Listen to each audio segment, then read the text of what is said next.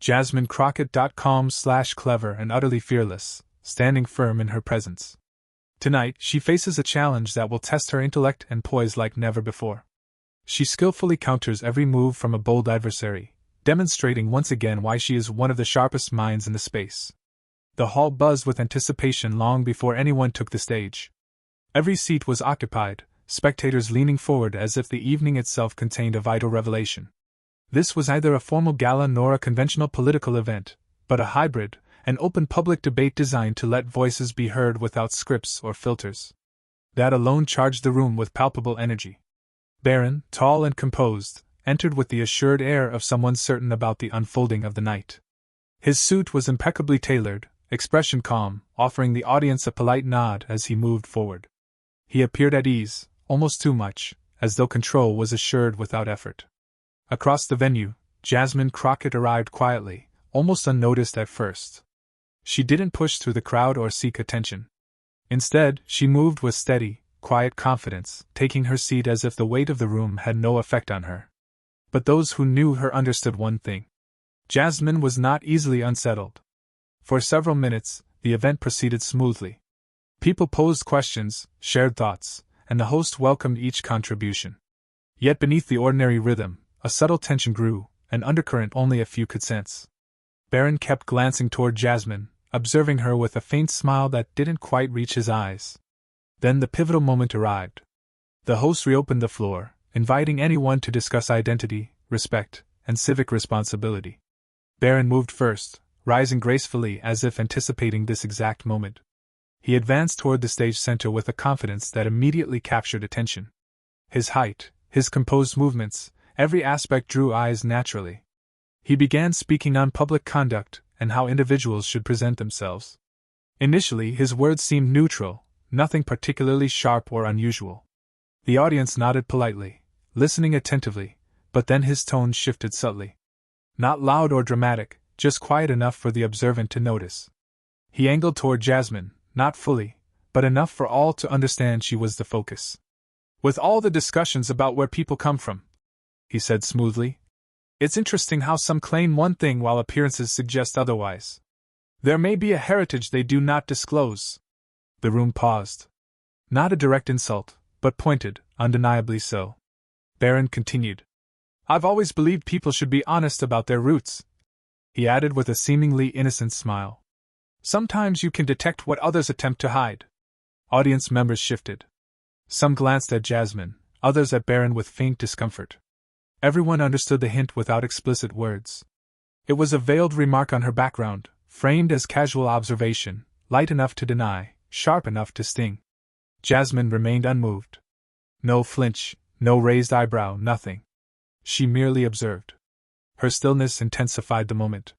Barron expected a reaction, surprise, irritation, anything. Yet her calmness stayed intact, as if his words had not touched her. That serene control unsettled the room more than any sharp retort could have. The audience felt the tension thicken. Some whispered to neighbors, others stared at Barron in disbelief, while a few shifted uneasily, unsure how to interpret the remark. The host glanced nervously between them, sensing the spark that had ignited. Barron, however, seemed self-satisfied. He offered a slow, relaxed shrug, as if making a simple observation. Yet his eyes darted toward Jasmine again, waiting for her composure to falter, for the slightest crack. But Jasmine remained still. Hands folded, eyes steady and calm. Her silence resonated louder than any microphone. After a brief pause, Barron retreated slightly, ceding the floor to the next speaker, but continued observing Jasmine, expecting a response, anything. She stayed quiet. Her silence was not fear or surrender. It was deliberate, the pause of someone carefully choosing her moment. The audience sensed it. Something in her composure signaled that when her turn arrived, it would carry weight. And so the tension held, suspended like a breath caught midair. Barron stood. There, wearing the faint smile of someone who believed he had already taken the lead. The audience waited, wondering if Jasmine had accepted the jab or if she was planning a response. Little did Barron realize the calm he prided himself on would not endure. The silence he misread as hesitation was the exact opposite. Jasmine wasn't shaken. She was poised, simply awaiting the perfect moment to speak, a moment that would shift the entire atmosphere. The air felt altered after Barron finished speaking. It wasn't loud tension. It was the kind that subtly infiltrates a room and refuses to leave.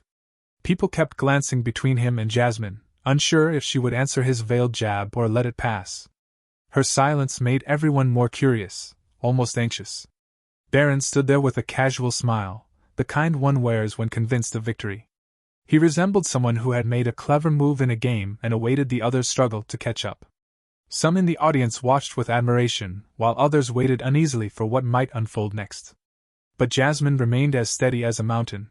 She didn't shift. She didn't sigh. She didn't display the slightest irritation. She simply sat with her hands resting together. Her eyes remained fixed straight ahead, blinking no more than usual. Her calmness unsettled Barron. He had expected at least a hint that his remark had landed. Perhaps a frown, a sharp inhale, or a subtle shake of the head, but she offered nothing. Absolutely nothing. That silence, her silence, began to turn against him. He cleared his throat and attempted to continue. "I think what I said needed to be said," he added lightly, as though persuading someone, though it was unclear if he meant the audience or himself. "People get too sensitive these days. It's important to speak openly again." The audience shifted, sensing his attempt to maintain control. But the room didn't react as he anticipated. Instead of agreement, people seemed to wait, almost holding back because Jasmine had not yet responded. Somehow, that made her presence stronger than his words. Barron glanced at her again. She didn't appear hurt. She didn't appear angry. She merely looked prepared. The host attempted to redirect the conversation, but the moment had already embedded itself in everyone's awareness. The pause after Barron's comment felt like an arrow suspended in midair, waiting to fall, and the archer hadn't even moved. After a few more minutes, Jasmine lifted her head slightly and gazed directly at Barron. The room hushed immediately, as if everyone shared a single breath. Barron seemed to stiffen, though he tried to mask it by straightening his jacket and offering a polite nod, but Jasmine didn't reciprocate.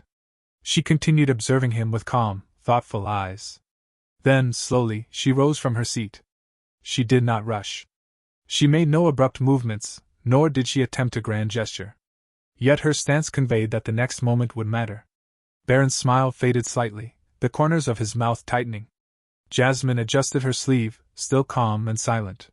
When she finally spoke, her voice was steady and clear, yet carried an undercurrent of control, precision, and intent. "You're wondering why I've been quiet?"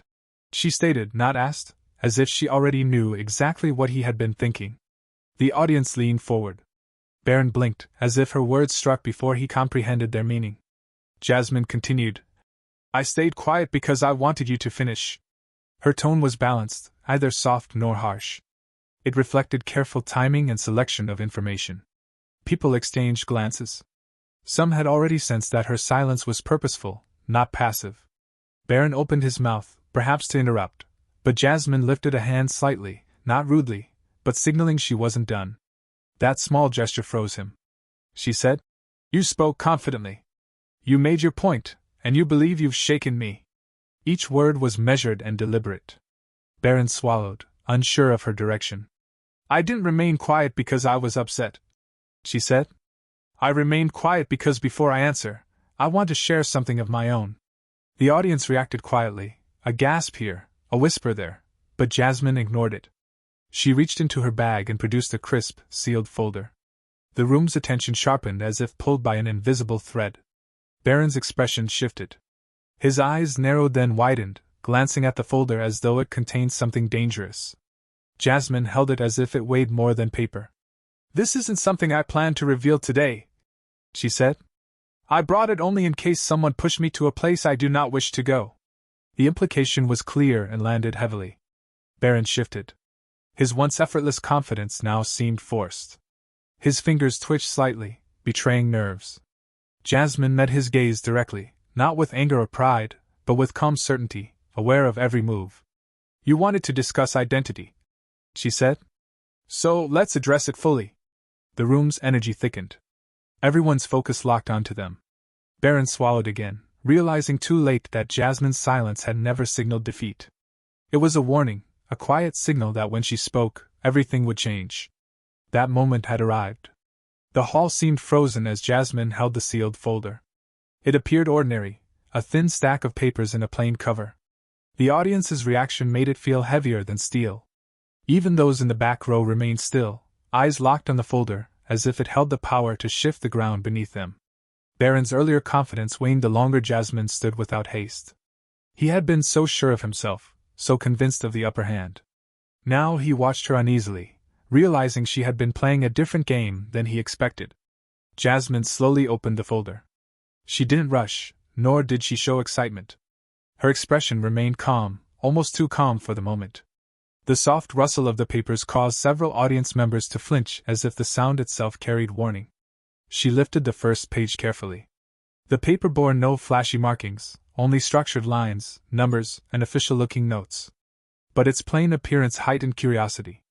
Jasmine looked at Barron and said, "Before you spoke, I had no reason to bring this out. I hoped I wouldn't need to." Her voice was clear, steady, almost gentle, yet heavy with meaning that landed without volume. Barron clenched his jaw, trying to appear unaffected, but tension around his eyes betrayed him. Jasmine continued, "I knew that if anyone tried to make assumptions about me, my background, my skin, or my heritage, I needed to be ready. Not because I doubt myself, but because some use identity to diminish others." The audience shifted again. A ripple of agreement passed through the room, mingled with suspense. Barron's earlier jab now seemed minor compared to what Jasmine was preparing. She looked at the page again. "I hired a private investigator months ago, someone skilled in ancestry records, genetic mapping, and long-term lineage research. It wasn't cheap, nor simple, and it took far more time than anticipated." The audience leaned forward, drawn deeper into the tension. Barron swallowed hard. For the first time, he appeared unready with a quick remark or clever grin. His posture stiffened, bracing for something unwelcome. Jasmine took a slow breath. "I didn't do this out of curiosity. I didn't do this to attack anyone.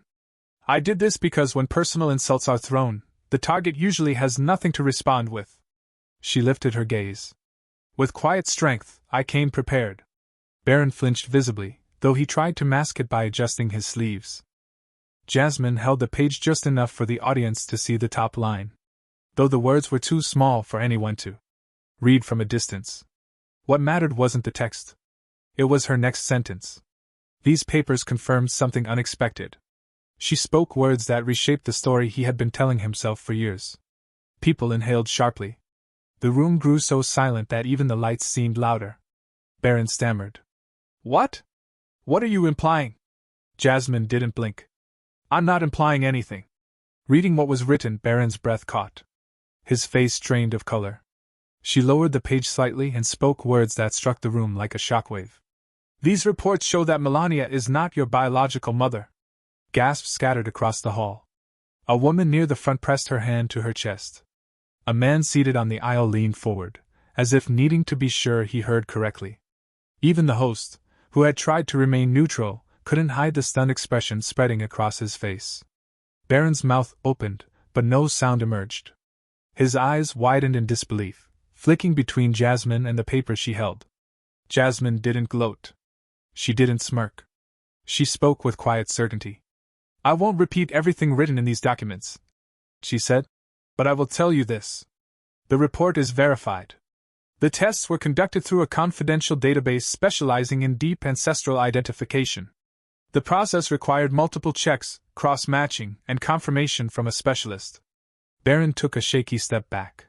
His hands trembled. Jasmine continued, "I didn't expect to find anything like this, but when you rely on loud comments and thin insults to define someone else, sometimes the truth you've been avoiding surfaces." Barron finally found his voice, but it was thin, almost broken. "This is fake. This is wrong." His words crumbled as soon as they left his mouth. He didn't sound confident. He didn't sound angry. He sounded lost. Jasmine gently placed the papers back into the folder. "You don't have to accept what's written here tonight. But before you question my identity again, you should know that your own story isn't as simple as you pretend it is." The audience fell into total silence. No one dared move. She closed the folder and held it at her side. With that, the shock in the room deepened. The understanding settled that this moment was not just an argument. It was a turning point. The room was quiet, but heavy, pressing on the chest. Barron stood frozen, staring at the folder in Jasmine's hand, at the paper she had revealed, and at the audience whose eyes weighed on him like stones. He had entered this debate confident, believing he had control, assuming his sly comment about Jasmine's background would unsettle her. But now every ounce of that confidence crumbled under the weight of what had been revealed. He opened his mouth to speak, but words stuck. He tried again. That can't be true. His voice broke low and shaky, like someone holding onto a rope slipping through their fingers. His hands fidgeted at his sides, gripping the table edge for stability. Even his usual calm demeanor, the one making him seem unshakable, dissolved into visible tremor. Jasmine didn't respond immediately. She didn't need to. The moment was already doing the work for her. His stutter, hesitation, every motion betrayed the certainty he had carried moments before. He had tried asserting dominance with a few words, a subtle hint, a smile meant to unsettle her. Now the room reversed. He was caught off guard, exposed, unarmed. Finally, Jasmine spoke softly but precisely. Before you attack someone else's identity, you should understand your own. The words struck Barron like a hammer. They were not a mere retort, but a mirror. He realized with growing panic that the very weapon he tried to wield against her, the veiled comment on heritage and identity, had boomeranged, landing squarely on him. He tried to regain control, but sentences tangled in his mouth. I didn't mean ... It's not you. His words faltered, incoherent. The audience watched in fascination as the confident figure of Barron, who had entered with the air of a young man ready to challenge anyone, visibly shrank before them. Jasmine took a slow step forward, her voice calm but firm. First, she said, find your real mother before you attack mine. The effect was instantaneous. A murmur ran through the audience, followed by stunned silence. Her words were more than a clever comeback. They highlighted the irony in a way no one could ignore. Barron had tried to undermine her with a subtle personal attack. Jasmine countered with a revelation so personal, so undeniable, it rendered his attempt meaningless. She had not only defended herself, but exposed the fragility of his own position. Barron's face went pale. His usual smirk vanished, replaced by disbelief and panic. He opened his mouth, closed it, tried again, each attempt weaker than the last. He had entered a debate believing he could outsmart someone with words, but the words he relied upon were now useless. He realized intelligence, confidence, and preparation weren't just about clever remarks. They were about understanding what you face and respecting the weight of truth. The audience, sensing the shift, leaned forward to catch every detail. It wasn't just the revelation itself that shocked, it was how Jasmine handled it. She didn't shout. She didn't gloat. She didn't mock. Her strength lay in calmness and careful word choice and timing her delivery. She had taken control without raising her voice, without force, simply through precision and clarity. Barron, meanwhile, unraveled. His gestures were erratic, his voice weak, confidence evaporated. A young man who tried asserting dominance through implication and subtle attack now seemed fully exposed. Vulnerable in a way the audience had never seen. Every attempted word worsened his situation. Each stumble cemented the reversal of power. Jasmine let silence stretch for a moment before adding, identity is personal. It is not a weapon. When someone uses it to diminish another, it often reveals more about themselves than anyone else. The words hung in the air. Barron opened his mouth again, but courage to speak had left him. He looked down at the floor, at the folder in Jasmine's hands, at the papers he could not refute. The audience saw it all. The shift in power, the collapse of arrogance, exposure of vulnerability. He had entered thinking he could unsettle Jasmine with a sly remark. Instead, he was undone by her calm, meticulous preparation. She had taken something he thought was his strength, her identity, and turned it into a force revealing his weakness. The irony was unmistakable.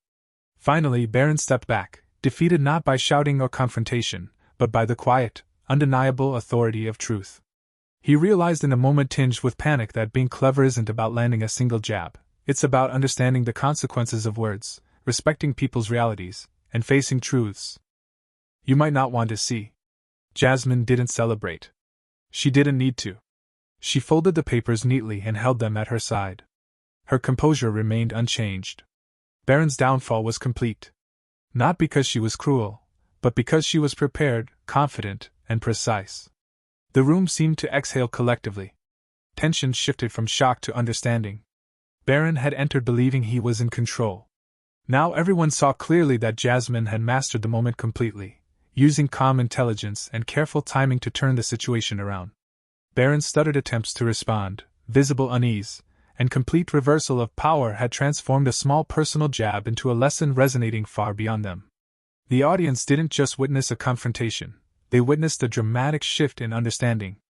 A clear example of how underestimating someone else, especially attacking their identity, can backfire entirely. In that moment, Barron knew he had been completely outsmarted. The event ended not with applause, but with a quiet heavier than any cheer.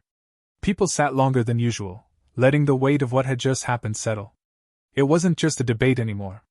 It had become a lesson, reaching beyond personal jabs, politics, or who could speak louder.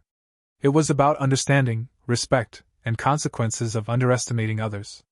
Barron left the stage slowly, still pale and shaken. He avoided meeting anyone's eyes. The confidence he brought in was gone. He had expected to control the conversation, to challenge Jasmine with a sly remark, perhaps even appear clever to the audience. But he miscalculated. Every subtle jab, smirk, and carefully chosen word had been turned back on him. The power he assumed he had evaporated instantly, replaced by clarity he hadn't anticipated.